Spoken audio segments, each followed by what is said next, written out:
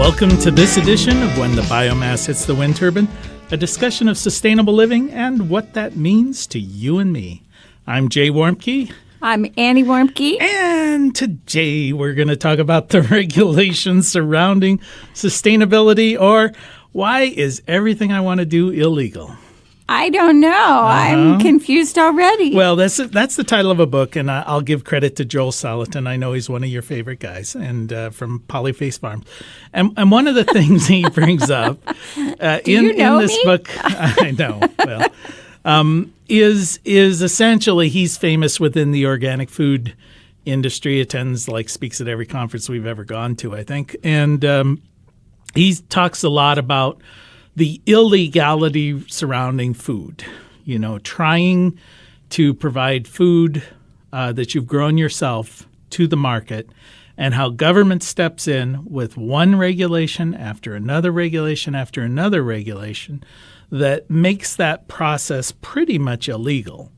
And one that I was reading about from his perspective, which was interesting, he raises a lot of meat products, and apparently it is against the law to butcher your own meat at your farm, so it has to be taken off-site and processed at an abattoir. Okay, I just want to say that it's not illegal to do that if you have a certain number and it's for your own use. It's for right, sale. If you're wanting to sell it. Yes. So, but his argument was, okay, I am being forced by the government to take these to another location, but then when I bring that material, that meat back to sell it on my farm, the government then says, oh, that's a product that was not from your farm, it's from another location, and therefore you fall under a whole bunch of other regulations that are pretty much the same regulations that apply to the large grocery stores, Walmart. But the government loves bacteria, and they create these situations so we can just generate lots more bacteria and lots more opportunity for foreign things that don't belong there to exist. One of the things you're describing is the issue that big farms, corporate farms, these ones that have, thousands of pigs, thousands of chickens, whatever, they create lots of problems. They're toxic waste dumps, basically, and the people who work there are the factory workers, and it's a sad commentary on our culture. But what happens then is they do things like create E. coli outbreaks and recalls of food and things like that, and then they decide, the government says, all right, our first response to all of that is to make more laws. And then those laws trickle down to the small farmer, and then we have to comply, which is sometimes not realistic. So we're going to make a choice. We go out of the business, or we stop doing one leg of what we do, or we break the law. And a lot of these laws that are passed are lobbied for and created on behalf of these large farmers. And it's one thing that if you've got 10,000 animals that you're processing, you can afford to invest $10,000, $20,000 in a thing, whatever that thing happens to be, that then complies with the law. But if you're raising 50 chickens and then you're required to invest $20,000 in that same thing. That's right. It puts you out of business. And that's intentional or unintentional. Doesn't really matter, but it's the result. Well, it's also the fact that the small farmer doesn't really have a voice. We don't have big lobbyists. But well, I remember, and when they were having the avian flu scare, and they decided that it was because of these disease within chickens. Well, because we have free-range chickens. Right. Well, and that was little sparrows and things can come and get in the feed, and they're bringing the disease. Well, and that was the wacko end result of all of this is the government came back and said, well, these large factory farms with hundreds of thousands of animals packed together in 6 feet of chicken manure, are clean and hermetically sealed and therefore aren't a problem. But it's Aunt May with her 6 chickens in the backyard. Yes. Those are the ones that are causing the problem. So they swoop in and take your chickens and kill everything. Right. Yeah, even whether they're not sick or not. So anyway, the thing I would say, too, is that what you're also talking about when you talk about the likes of Joel Salatin is that there are people who decide they're going to push the law. And so you got to know what the law is before you're going to break it. And I think, one of the challenges is that if you defy the law, as Mr. Salatin has done in the past, then you bring the law down on you, and then you make it harder for the rest of us. It doesn't change things for the better. I think we have to understand what's the limit of how many birds that we can grow out to be able to butcher, and how we can kill those birds on our own property. Maybe we form collectives or whatever. But again, it comes back to I've got to know what those rules are before I'm going to break them. And that applies to whether it's food or buildings or Well, and I think that's the point of this energy. show, because I really don't want it to be a rant against how stupid the government has set these things up. I want it to be more helpful and say, okay, well, what are some of these regulations? And one of the regulations that came about as a response for people who didn't trust the food that they were consuming is, let's just talk a second about organics, because organics was this, I want to be pure, I want only organically created and raised food. So how is that morphed? What's gone on with the whole world of organics? First off, what do you need to be organic? What do you need to I think qualify as organics organic? really started back like in the 50s with the Rodell people over in Pennsylvania. And they were, I think, the first people to really coin that whole thing about organic food and stuff like that. And they put their money where their mouth was. And what they did was they embellished the soil. They used natural things to embellish the soil, like fish emulsion and poo from animals. So they're saying we're things. not going to use chemicals. Right. So they moved away from chemical use. And they also said things like about heirloom plants versus genetically modified plants, because they were starting to do some of that even in those days. And so when we talk about the word organic, we mean the word natural. We can just almost Well, that's say, what people think of, but it doesn't mean that legally anymore. Well, the thing is that organic has its own quality depending on what you're laying it onto. So if it's seeds or it's food or it's meat, it's how livestock are raised. They just have it's just different for everything. But you have to be certified organic now to claim well, that legally, you are that's organic. right. Or you can do what's called naturally raised. So there's a Right. national naturally raised But group. isn't petroleum natural? I mean, it wasn't invented by some magician somewhere. I mean, It's like natural. organic cotton, and then you see it was grown in Egypt and picked by 4-year-old children, So the reality is that organic is defined by something natural, and I'm just going to say that because it has morphed into other definitions. And if you go to like the organic farm people and you start to raise these issues, they deny that it's really morphed over time or anything like that. So I don't really want to get into Right. Okay. So I guess where I'm over- coming from is that the organic term started out with this thing of saying, okay, I want something that's natural, something that's Without non-chemical. chemicals. It's become a bureaucracy in and of itself, a process that people go through to get this right, because the government stepped in and said, anybody can call themselves organic. We're going to put some rules in here. And the rules have now morphed over time to essentially allow large corporate entities to stick that label on. So like Walmart. When Walmart says Walmart organic, that's an oxymoron. It comes from China. So now we're back. Now we're back to the idea that organic means essentially doesn't give you that warm and fuzzy. You can't really. All right, but there are ways to control that, and one of those ways is to know where your food's right, and that comes down to right. local. So we go back to the idea of farmers who butcher on their own land or whatever.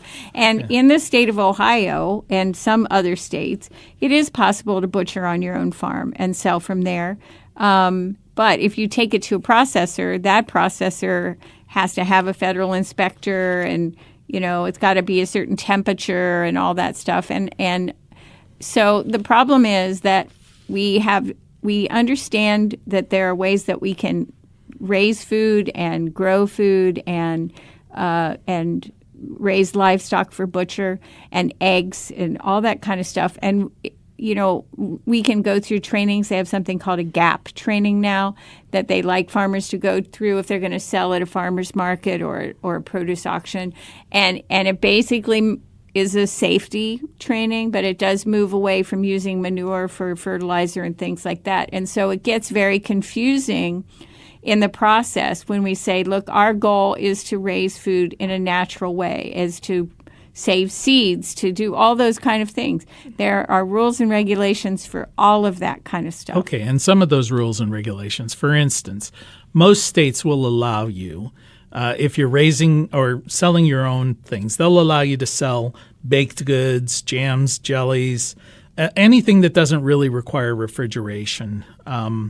They'll allow you as long as you then say this item is home produced. And as I recall, a lot of this came from the Amish, pushing through saying, okay, this is silly. Well, they don't believe in government, but they're advocates, I guess. And acidified, like pickles. Acidified. That's a better way of saying that.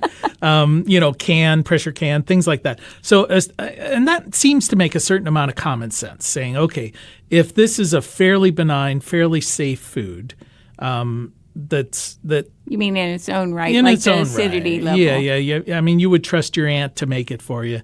Okay, there's the problem. There's the rub, because, for example, if you don't know that person, you don't know really how that person produced that food, and you don't know what existed in that building where that food was produced. So there is some reason there, but it's gone overboard. Where's the balance here? I'm gonna give these guys the benefit of a doubt because they're not getting up every day saying these guys, the regulators. They're not getting up every day saying how can we mess with the small family farmer. They're saying just because it's not your aunt, it's someone you don't know. You can't look inside their kitchen. You can't look inside their behavior. But even if they do, but if there's a reasonable expectation, this food is safe. We're going to let you sell it, and as long as you put some identifying on, like this is home produced, as opposed to like that's I don't know why that. But would that be makes a warning. It all right. It's not a warning. Okay. It's saying it's just telling you it didn't come through a factory that was whatever. But let's talk a second about selling eggs. So in Europe, most of the places I've been in Europe, you can buy eggs that are that day's eggs, and then there's a sign for another stack that says day-old eggs. Anyway, those eggs are not washed. They're sold in half dozen containers, cardboard. And they're not refrigerated. No, they are not refrigerated, but the reason is they don't need to be, because when an egg is laid, that hen is really brilliant. She puts a coating on that egg that creates a barrier to bacteria, because she needs that egg to last at least a month if she's going to set on it, and she needs it not to get bacteria in it. So we take this egg that's perfectly fine, that might need a little rubbing off, maybe there's a little bit of dirt on it, or maybe nobody cares, and then we wash it and we take away all the barrier that's protecting it, and we put it in an environment where we think because it's refrigerated, all will be well. But it's not always the case. Right. So basically you're taking a product that is inherently safe, natural, and by organic, cleaning it and making it look pretty, you're making it inherently unsafe. And then you're trying to act like, look, eggs are dangerous. It's like, all right, they're only dangerous because you made me wash it. Yeah. So that's the problem. And there are all kind of warnings on egg cartons now that have to be there. So because of these problems. It's a wonder we ever survived. Yeah. Well, anyway, you are listening to When the Biomass Hits the Wind Turbine with Jay and Annie Warmke, reminding you and all those egg producers out there that it is the end of the world as we know it. Thank God. Thank God. Certainly for that omelet, it's the end of the world as we know it. So anyway, there's a lot of rules around eggs. I know that if you're raising 500 or fewer birds, that you don't need a permit typically to sell your eggs.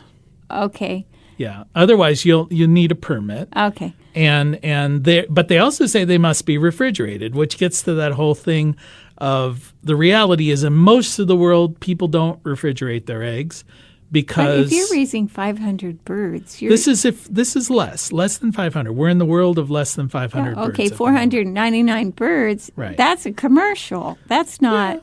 Yeah. That's not the guy on his But farm. let's talk about the guy who's just on his farm with a dozen chickens. Okay. All right. But they still need to be refrigerated, which is kind of silly. Well, how do you prove that? Well, that's one of the things. I mean, just Well, they because do we sweat pass a when law, you take them out. just because we pass a law doesn't mean we have to enforce it. No, that's right. We're only going to pick on the guy that we don't like, and then we're going to enforce it, right? Okay.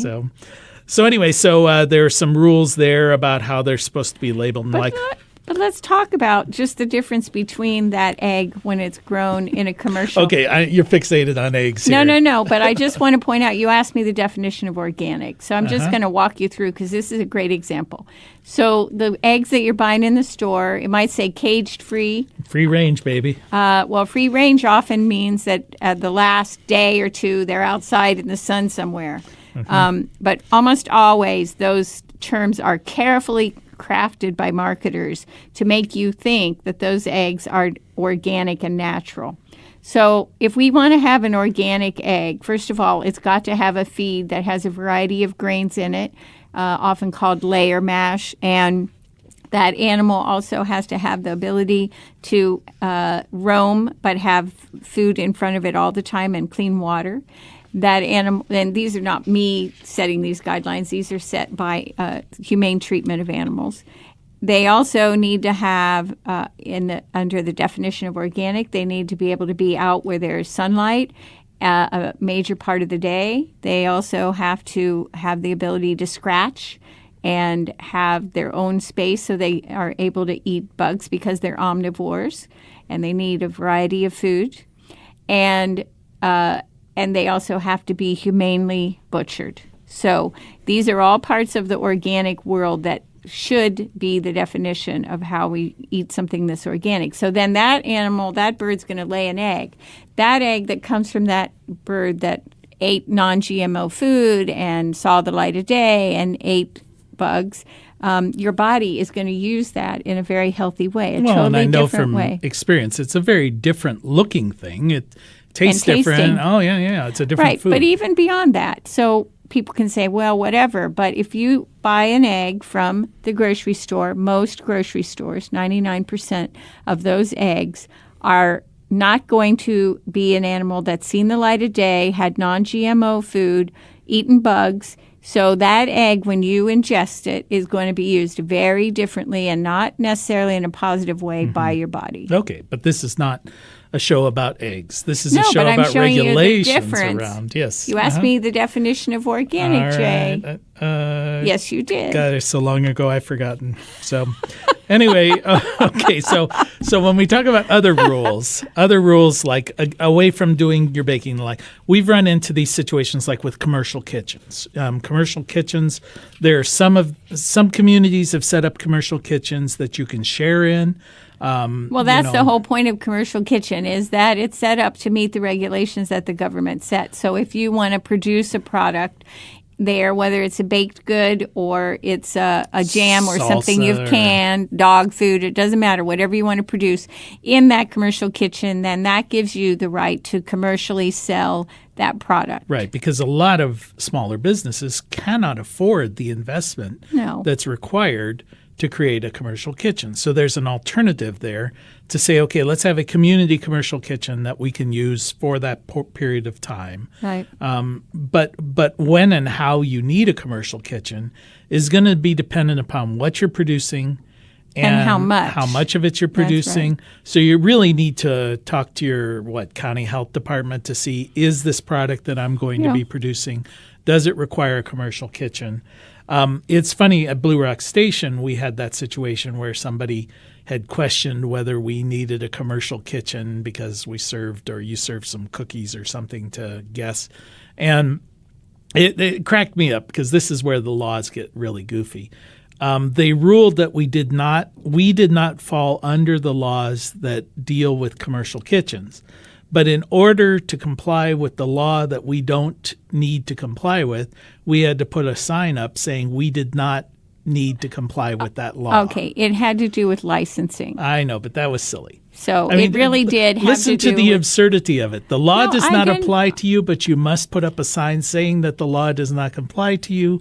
Otherwise, you were in violation of the that. law that doesn't that. doesn't apply to you. But I just want to say That's my rant. that the thing is that the law in each state is different, and it tells you, and maybe even in your county may have some different requirements that basically say what you have to do if you are going to serve food that you produce there, or even if you bring it from somewhere else that's legally produced in another place, how many meals you're allowed to serve without a license. And that's so the question was not really about how the food was produced, but it was the fact that we didn't possess a license. And then they said under the revised code for the state, we had to have a sign that said we weren't required to have a license. Because obviously then every time you had dinner guests over, you might have to have a license. I mean, if it was going to apply. That's right. If you feed so many meals. Well, if you charge money. Yeah. So that's the thing of it. If you don't, then that might be something different. Okay, I don't know what the law is. Speaking of rants, I'm going to throw raw milk out at you because this is one of your pet peeves, being a dairy goat farmer, rancher, whatever. Herder. Mm-hmm. Okay, well, let's hear from the herder. So talk a little bit about the raw milk issues, because that, again, varies from state to state and locale. Yeah. Well, each state is unique in how they deal with raw milk, and some states think raw milk's really the best thing that could possibly happen, and other states think it's worse than having an Uzi. It's so funny. You walk 1 mile over the border, and it's like, we love it. You're going to jail. But don't take milk over the border and try to sell it, because then you'll get into the feds, and then you will go to prison. Mm-hmm. So raw milk, it means that it's not pasteurized. It's not heated past the point of basically destroying all the good bacteria that's in it, plus supposedly bad bacteria. Making it colored water. Yeah. And so raw milk is a really tremendous food, and so then we pasteurize it and we destroy it. So there are some creameries now, because you'll know if it says creamery, a lot of times it's going to be a more healthy kind of product coming out of there. And they do use a certain level of pasteurization, but it's not high heat. So milk can be better for you if it's not ultra pasteurized, is the wording. But raw milk is pretty terrific, and a lot of times people want to have raw milk for a variety of reasons, whether it's health or maybe like with goat milk, raw goat milk for a baby that can't handle lactose. And but the laws are really, really tough in states where they don't like raw milk. And this is, you can watch the progression of how this happened, because in the 30s, the government decided that all milk needed to be cooked before it could be ingested. And that was a reaction to basically unhygienic processes that were happening in a lot of dairies, and people were getting sick, right? So it seems a reasonable response. No, I don't think so. I don't see that in the history. Oh. It was the government regulation coming in, bigger farmers that had bigger dairies coming in. You mean they were doing it not for the reasons they said, but for their own personal profit? Well, if you looked at the history. So a lot of these small farms, that were, maybe selling a little bit of milk here and there, they stopped doing it, and because they didn't want to be involved in the process or be inspected or whatever. And so over time, when you look at the history of diseases and illness that has come out of milk consumption, up until a couple of years ago, there were 19 cases of listeria, which is a really can be a deadly bacteria, and that if you ingest it, it's in milk. And of those 19 cases, 2 of them came from farms. The other 17 came from milk from the grocery store that had been pasteurized. And recently, there's been a lot more of these kind of cases in ice cream and things like that. And again, but that's not coming from the small farmer.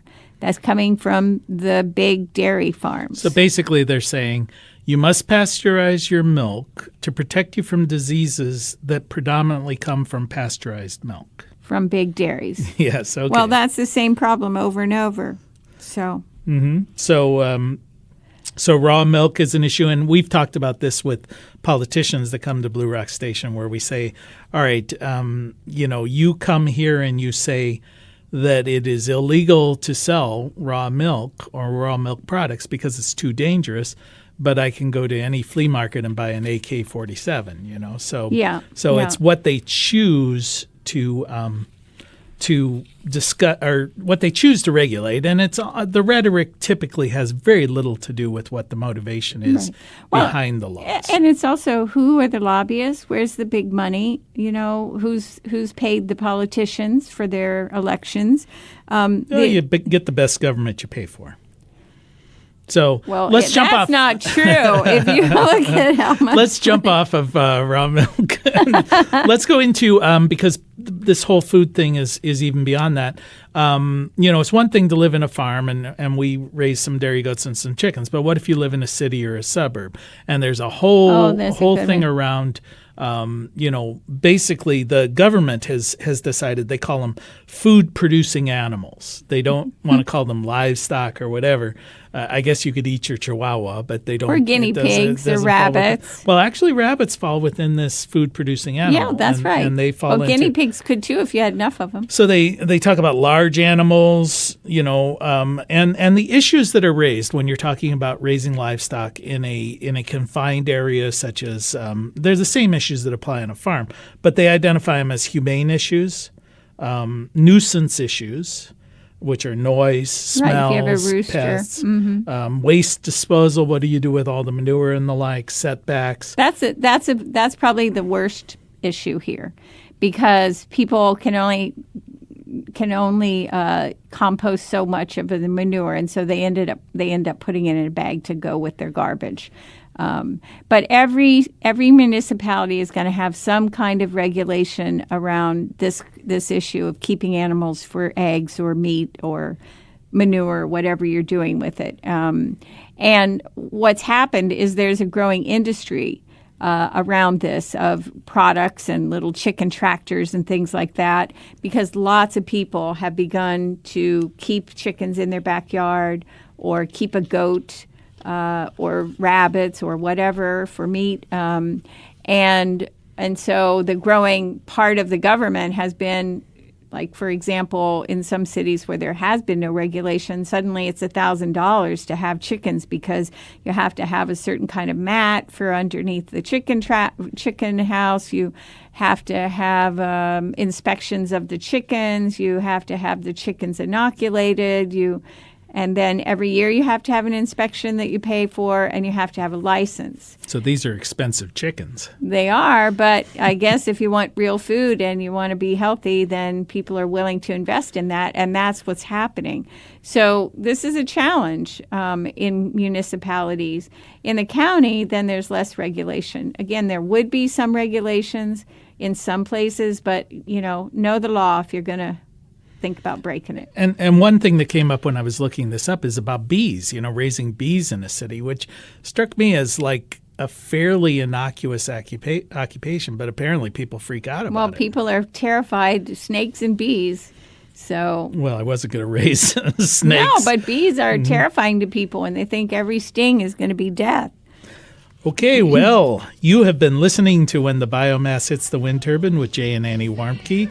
We want to thank our award-winning producer, Adam Rich. Oh, yeah. And we want to thank you also for just spending a little bit of time with us. And as your grandmother and her bees told you, the secret to a happy and sustainable life is... play nice with others, clean up your own mess, and eat your vegetables. My biodiverse vegetables. Oh, yeah. Until next Organic. time. Bye-bye. Mother Earth will sing, and her children will be healed.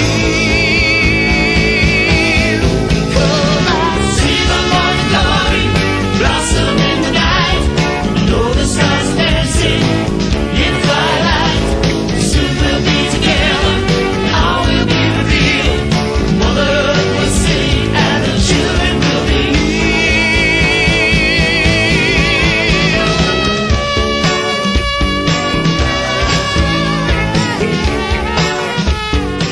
You can find more information on living sustainably in our unsustainable world at bluerockstation.com.